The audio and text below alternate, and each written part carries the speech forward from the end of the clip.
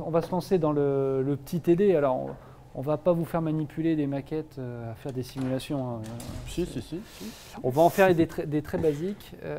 Le but des ateliers aujourd'hui, le but de la journée, c'était un peu de démystifier les choses. Aujourd'hui, la plupart des acteurs de la construction ont un niveau basique du sujet, un niveau de compréhension, pas forcément un niveau de pratique. Donc là, l'idée, c'est de vous montrer qu'avec des outils très simples, gratuits, on sait déjà faire beaucoup de choses. 80%. Et les usages qu'on peut y faire derrière, c'est ce que vous allez inventer plus tard, c'est ce que vous développerez dans des protocoles, c'est ce que vous intégrerez dans des plans de management de projet ou dans des plans de pilotage. Et c'est ce qui fera que ce sera attaché spécifiquement à un projet en fonction d'un besoin particulier de résolution d'un problème. Donc là, on va le faire de manière assez simple sur des maquettes de bâtiments neufs. Alors, vous avez des maquettes d'un projet de logements sociaux à Paris. C'est un projet qui a gagné le BIM d'or. Nous aussi, on a des Oscars, comme au cinéma. L'idée,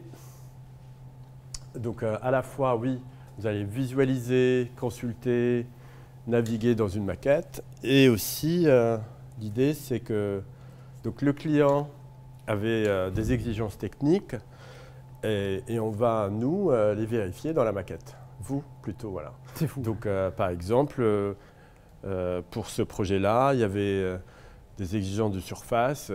Par exemple, le séjour doit être égal ou supérieur à 18 mètres carrés. C'est un confort. Et dans la maquette, il faut vérifier à ce que l'architecte et la maîtrise d'œuvre ont respecté cette exigence ou une exigence pareille de confort, un niveau d'éclairement moyen, c'est-à-dire la surface de la fenêtre par rapport à la surface de la pièce. D'accord ? Donc, ceux qui sont dans les mêmes ordis. Alors, qu'on vous ouvre un ordi. Donc, je vous ai partagé un lien OneDrive.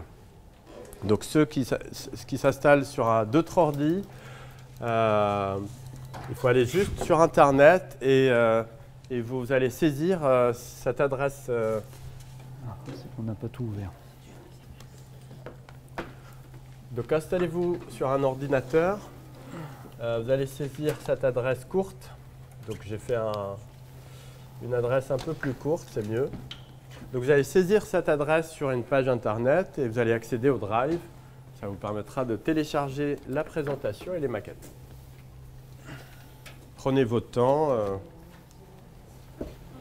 Le client vous a donné 3 semaines, prenez votre temps. On peut arriver ici ? Oui, bien sûr. Bien sûr. Hop. Alors lequel est ouvert là ? Hop. Alors, je reviens. Hop.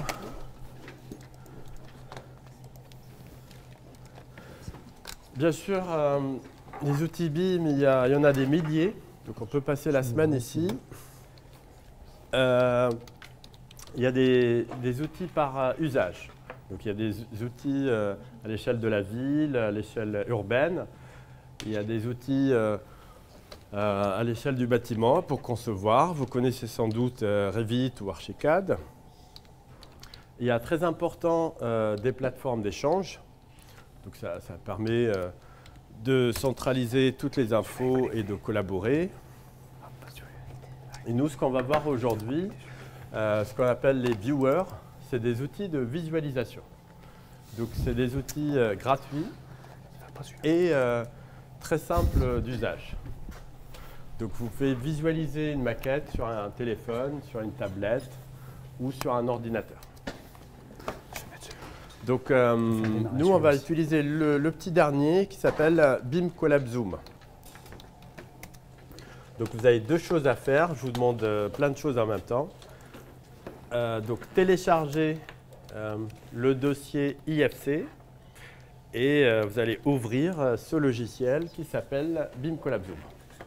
Moi, j'ai souvent je suis souvent à Mobim sur des projets et justement, j'ai des petits artisans qui me disent non, nous, on n'a pas Revit à 3 000 €. Non, ça, c'est une fausse excuse. Vous téléchargez un viewer, un outil de visualisation, c'est gratuit, c'est hyper simple. Ça vous permettra de ne pas être exclu, entre guillemets. Voilà. Autodesk aussi, je sais, Ils sont tous gratuits, faciles à utiliser sur toutes les plateformes. c'est des visionneuses, hein, Oui, ça, c'est des visionneuses. exactement.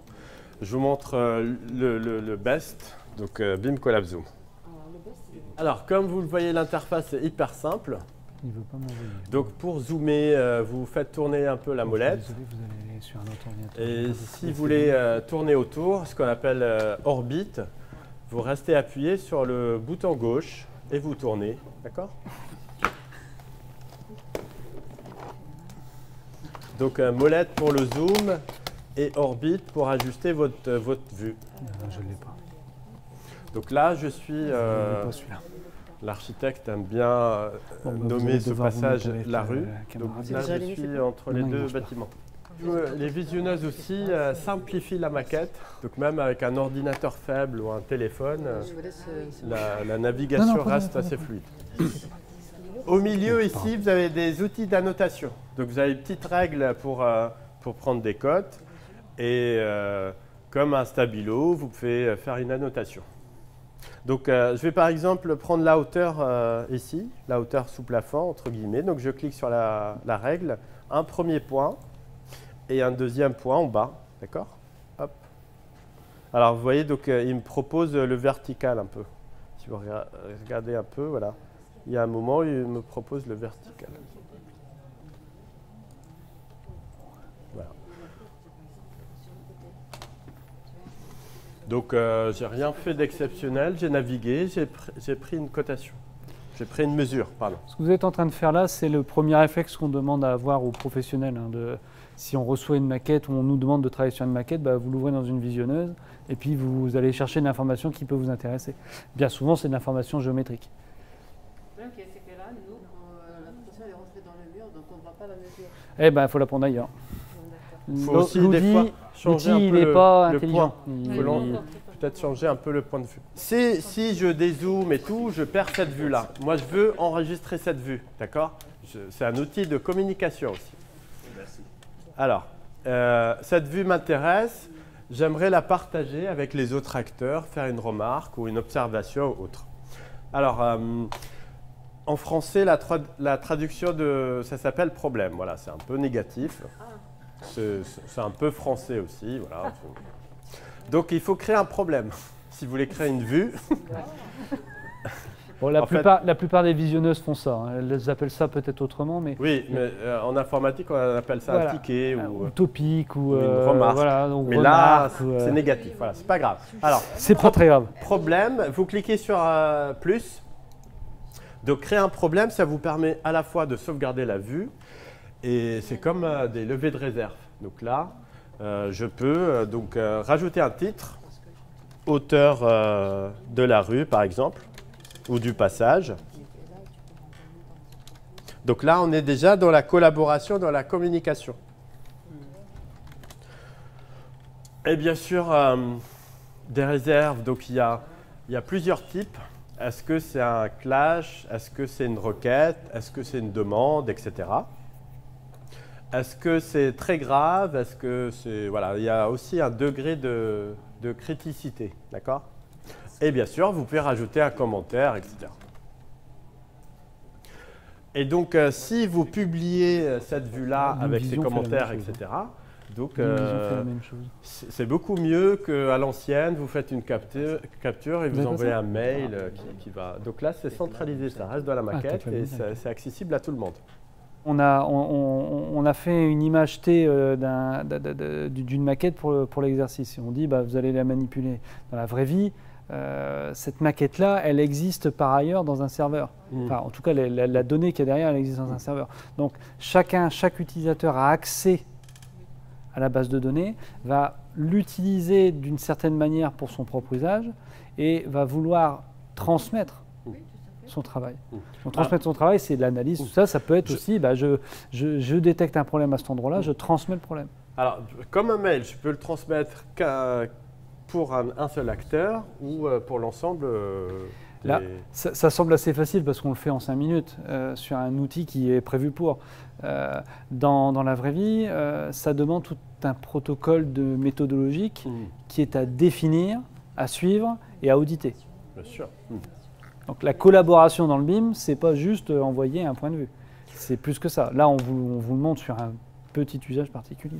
Et donc, vous êtes en train de faire votre premier BCF. Donc BCF, ça s'appelle BIM Collaboration File. Donc c'est le format d'échange.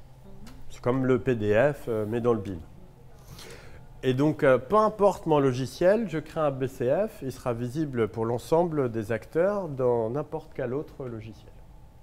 Donc c'est OK juste pour la communication entre les différents collaborateurs. Lorsque la personne elle relève sa remarque qu'elle la met, oui. après la personne de l'autre côté, est-ce qu'elle reçoit une notification? Bien sûr. Elle peut. Oui.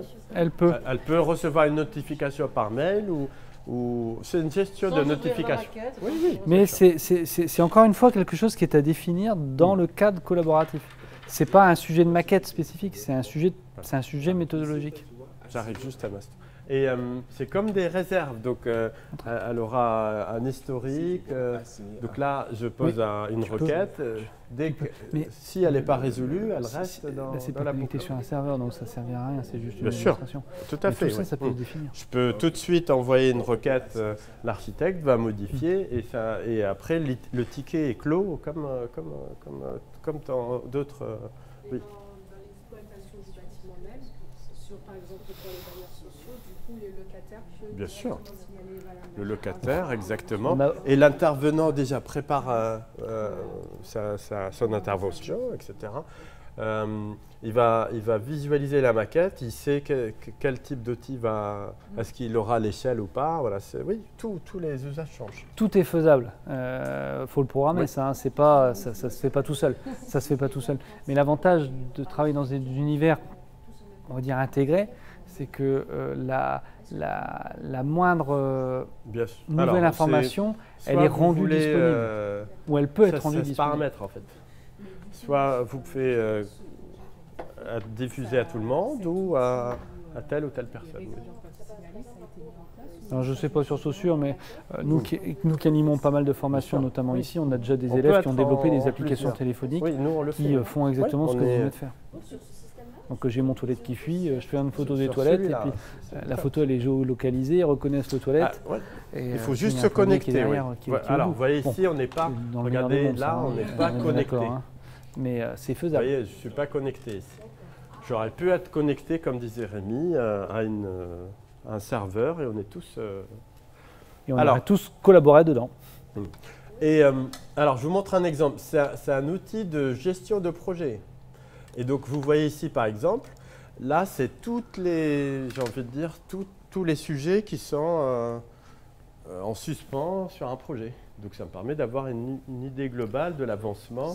Exactement. Si Un sujet sur avancement. 20 BCF, j'en ai 19 avec le sous-traitant, je ne sais pas moi, charpente métallique, c'est qu'il y a un problème. Voilà. Donc, ouais. C'est un suivi, ouais, voilà. Certes, le BCF, c'est un moyen de communication, mais regardez aussi, c'est un moyen de sauvegarder ma vue. Donc là, je n'ai pas la vue, donc je clique ici, je double-clique sur la vue et ça me reprend la vue en fait. Donc vous pouvez, même si vous ne communiquez pas avec, vous pouvez juste sauvegarder des points de vue pour préparer votre réunion ou peu importe laquelle.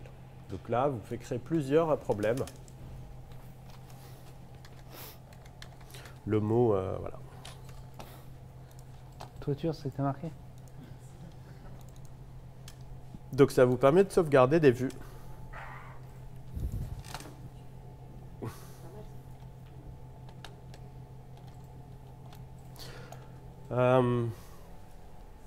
Est-ce qu'il y a des questions ou on passe au niveau au-dessus? Si vous vous rappelez, un an avant, donc, on avait un cahier des charges et le client a exigé telle et telle chose. D'accord? Donc nous, on va les vérifier dans la maquette.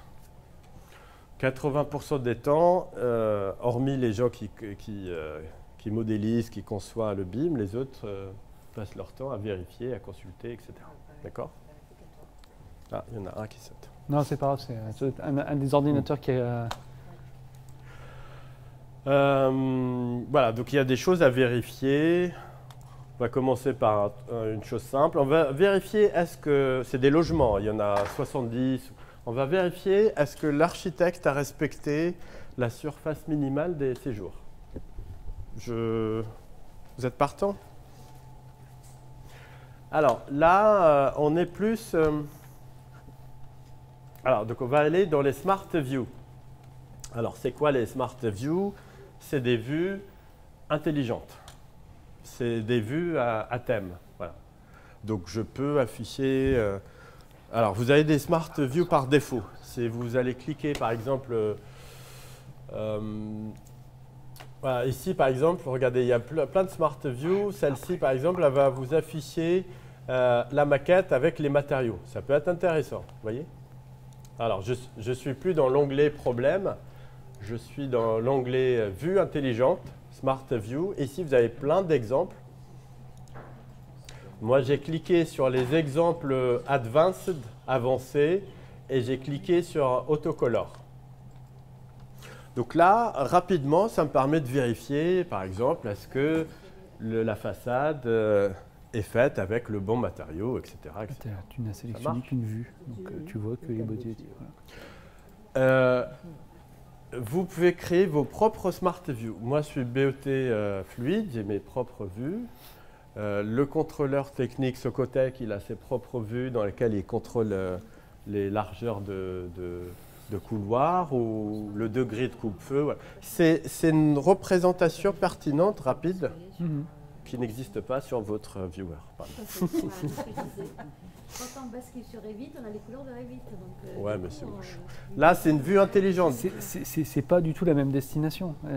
Là, vous êtes dans la recherche de contraintes, dans l'analyse et le contrôle. Voilà, là, c'est pas que géométrique. C'est comme disait Rémi, c'est une base de données. Je peux lui dire, montre-moi les portes qui coûtent plus que 1 000 €. Enfin, je suis dans la requête de base de données, d'accord? Exactement. Et donc, comprenez bien que si vous ne renseignez pas la donnée initiale, vous aurez beau l'interroger, ça ne vous renverra rien. Donc, toute la stratégie qu'il y a derrière tout ça, c'est de s'interroger très vite sur ce qu'on veut faire pour pouvoir le structurer et le préparer. Et quand on dit, tout à l'heure, Rafik vous a montré un graphique où on disait, avec le BIM, il y a une extension de la masse d'informations qui arrive à l'amont du projet, bah, c'est exactement ça. C'est que, étant donné qu'on va être dans l'anticipation, l'anticipation n'est possible que si elle s'appuie sur des informations qui sont disponibles. Donc il faut les créer. S'il n'y a pas l'info coupe-feu, le contrôle technique, il ne peut pas valider. Et l'économiste, il va se tromper dans l'estimation, parce qu'une porte coupe-feu coûte 10 fois plus cher qu'une porte. Voilà. Donc l'info est pertinente. Excusez-moi, c'est qui vérifie si toutes les informations ont été correctement introduites? Ah, c'est qui vérifie? Très bonne question, ça. Chacun. En fait, gardons en tête que chacun des intervenants est responsable de son périmètre. Et ça ne change pas. Le bureau d'études structure, c'est son problème si ça s'écroule. Sa responsabilité. C'est sa responsabilité. À côté de ça, dans le pilotage de l'opération, on va intégrer une dimension complémentaire qui est la dimension du BIM, et qui est de dire, pour vérifier l'ensemble des informations, des analyses, des contraintes qu'on veut avoir, on va avoir besoin de renseigner tout ça. Et ce job de contrôle, de gestion, d'orchestration, on l'appelle BIM Manager. Mais BIM Manager en soi n'est pas le métier. BIM Manager, c'est la fonction qui va dire, moi je suis garant du protocole. Je crée le protocole, je suis le protocole. Et je tape sur celui qui n'a pas renseigné au bon moment la maquette. Enfin, je tape. Oui. Moi, je tape. C'est un autre mot pour dire la même chose. C'est pour ça qu'on dit que ça n'existe pas. Ce n'est pas des métiers. Un BIM coordinateur peut être, préférentiellement, on dit qu'un BIM coordinateur, il fait la fonction de BIM manager, mais sur un périmètre restreint, sur son lot. Voilà. Mais attendez, c'est que des titres honorifiques. Hein. Ça n'a aucune... C'est juste une compétence. Voilà. Il n'existe pas aujourd'hui de diplôme de BIM coordinateur du manager. D'ailleurs, il ne faut pas qu'il y en ait. Ça n'a pas de sens. Ça n'a pas de sens. J'ai créé une nouvelle Smart View ici, d'accord. Pour l'instant, elle ne fonctionne pas parce que Oui, y a rien Smart View, c'est comme une requête en fait, d'accord? Donc je vais faire des requêtes dans la base de données. On est d'accord? OK?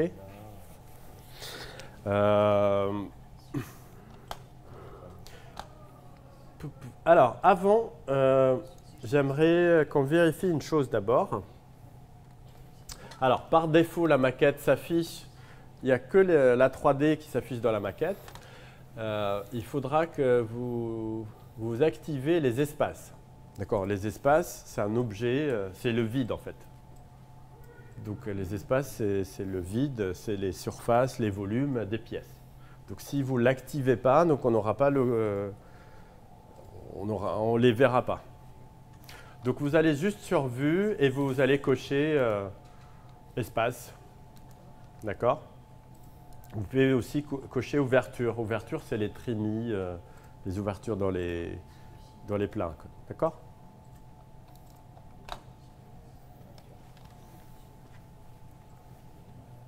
Alors, vous voyez, ça c'est les espaces. D'accord?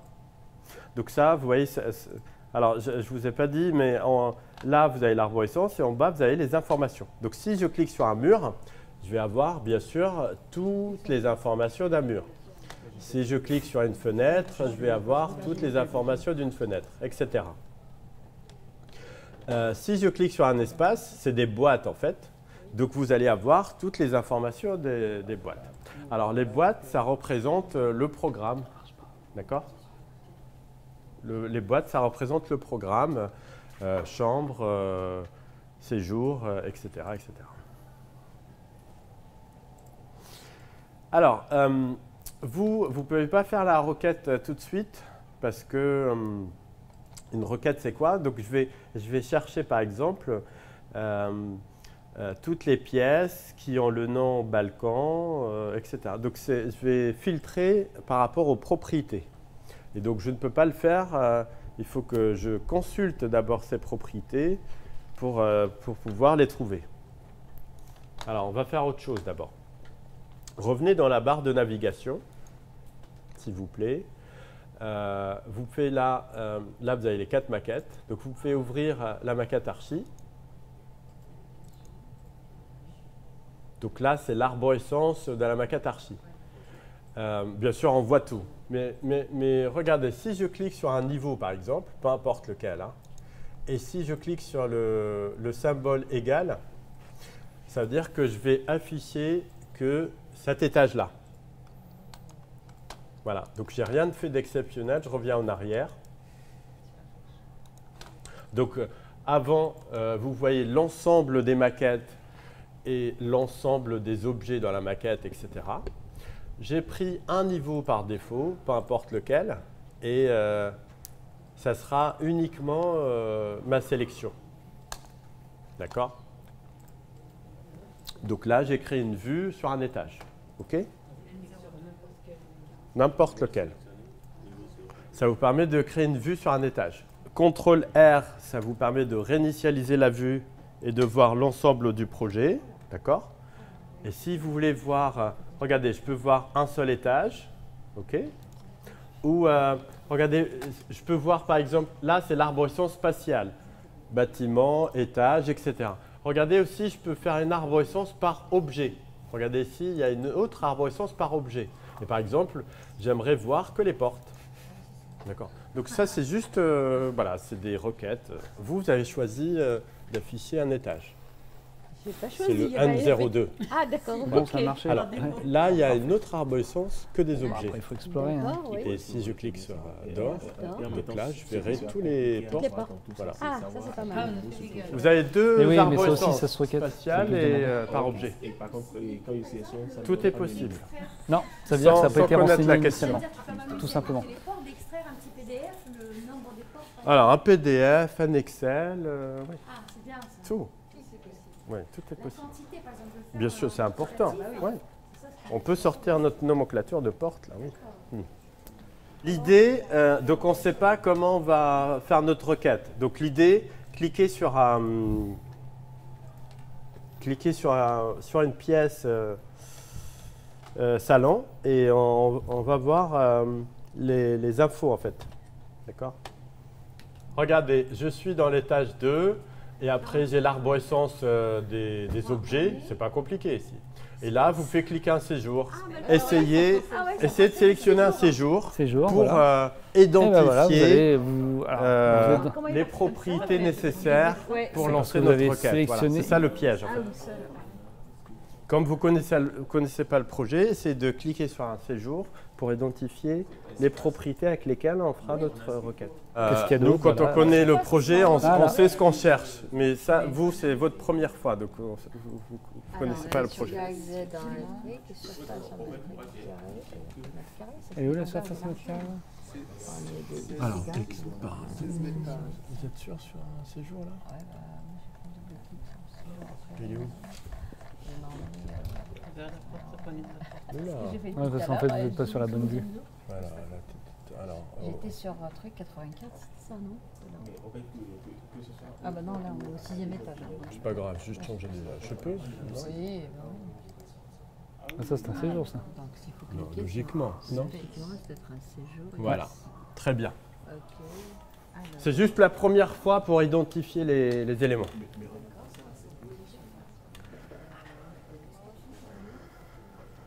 Est-ce que vous avez trouvé la propriété séjour et la propriété surface? Parce qu'on va faire deux requêtes en fait. Je vais lui dire de me garder que les séjours et après de me garder que les séjours qui n'ont pas 18 mètres. Donc il faut repérer les deux propriétés, le nom des deux propriétés. On va faire une requête, donc on va filtrer. Donc il faut que j'identifie le nom de la propriété. D'accord? Donc je vais filtrer toutes les pièces égales au type séjour et aussi toutes les pièces qui ont une surface de machin. Voilà. C'est juste c'est comme vous filtrez une colonne Excel en fait. Il faut connaître enfin si vous connaissez Excel bien sûr. Sinon je sors. Je vous donne ma pensée. Donc je vais filtrer summary, type, séjour. Et après, deuxième ligne de filtrage, cote, surface, périmètre. On est d'accord? oui. Allez, go. Donc, Smart View. Là, vous créez une Smart View, mais nous, on l'a déjà, donc vous cliquez sur On l'a créé, non? pour la modifier. Vous la modifiez, en fait, donc cliquez dessus, modifiez là, D'accord. Cliquez sur d'abord, ok. et vous la modifiez.